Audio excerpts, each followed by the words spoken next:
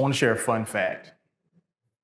Did you know that it is virtually impossible to go hungry in a desert? Virtually impossible. The reason why is because of all the sandwiches there.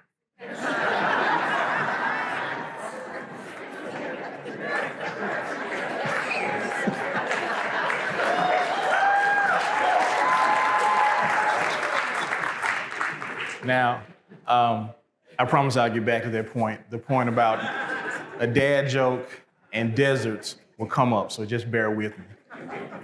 But I want to talk about younger Sam and what excited younger Sam. The best part of my day in elementary school was the end of the day. We were done with classes, the buses were rolling, we were about ready to go home, but I would have 50 cents just burning a hole in my pocket because I wanted to visit the vending machine. And when you get to the vending machine and you're 8 years old, there's all sorts of choices, options, excitement, anticipation. Probably the hardest decision of my day. Was I gonna go with a Twix? Was I gonna go with a Kit Kat?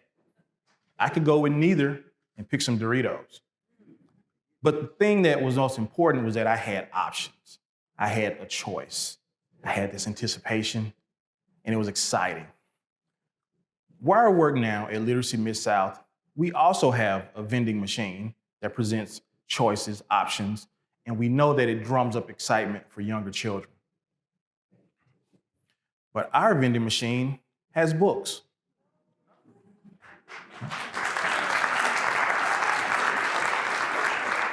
Now, the way we wanted to use this vending machine was as a pop-up feature.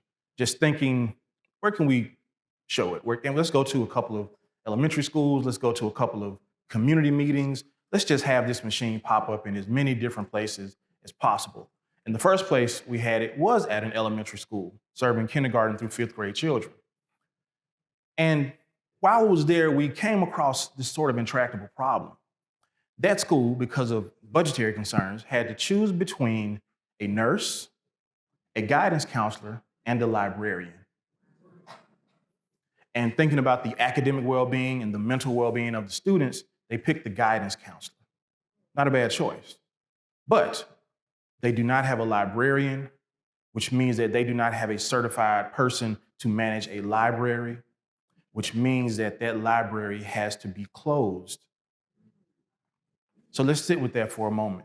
Elementary students cannot access a library. They can't access the building that is on their campus that has all these books. So we placed this machine there, and it kind of filled the gap. Sometime later, we placed the machine in another school, this one serving kindergarten through 8th grade students, and it's a little bit different.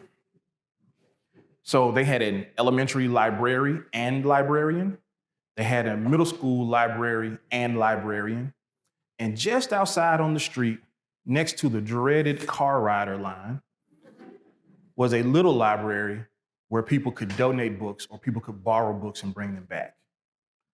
And so from there, we determined that one space is a book desert and the other space is a literacy oasis. And this is in our city, likely 10 miles apart, 2 schools. Now, when we think about a book desert, they often work and they often coexist with other deserts. We've heard of banking deserts, where there is a lack of access to financial capital. We've heard of food deserts, where there's lack of access to fresh food and fresh produce. And they often work in concert, again, with book deserts. So imagine that for a moment, because these 3 deserts typically are in spaces that are populated by Black and brown people. So now we have to think about what comes next. What comes next is when we're faced with this, we're often telling children that they need to have grit and resilience to get over it. Grit and resilience by itself is not enough. It never has been. But grit and resilience has been the generational answer that we've given Black and brown communities for years. I think about my parents growing up in the Mississippi Delta as the children of sharecroppers. Their entire K through 12 experience was shaped by the agricultural season. They would start school as late September, early October, and they would exit school around March. Again, completely based on the planting and harvesting season. But I'm proud to stand before you right now and let you know that both my parents are retired, emphasis on retired, school teachers with more than 60 plus years of experience between them.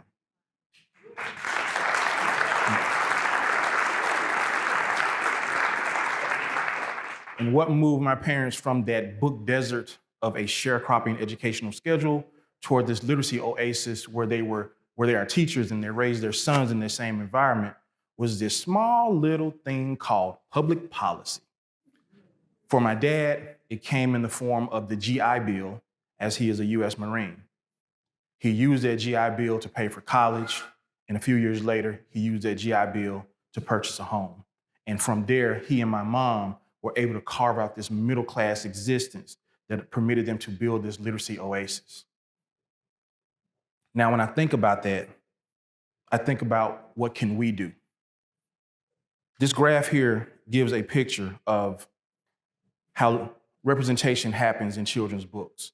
Captured in 2018 from the University of Wisconsin-Madison, all these books show that when you are a white child, the books mirror your experience. They give a positive depiction.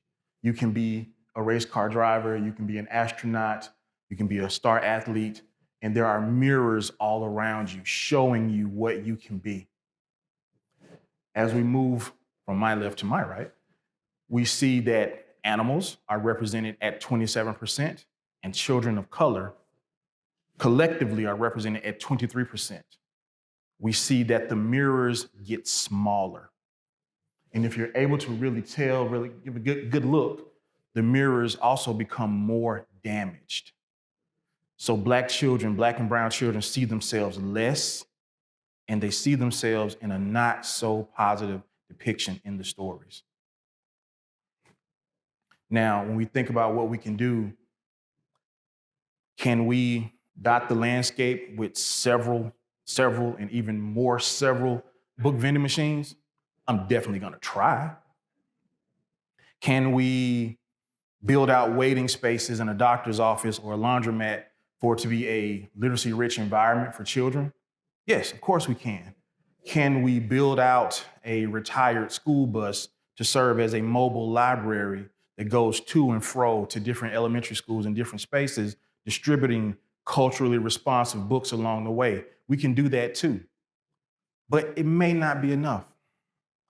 There will always be those among us with a spirit of advocacy and activism, and they will have bright ideas and have all this strategy, but the strategic placement of books in Black and brown communities is not enough. Transforming a book desert into a literacy oasis that is inclusive of all children requires us to focus on partnership, political will, public policy, and philanthropy. And when they wield that collective influence in doing so, we create liberation. And that liberation is what we all deserve and allows us to live the lives that we dream of. Thank you.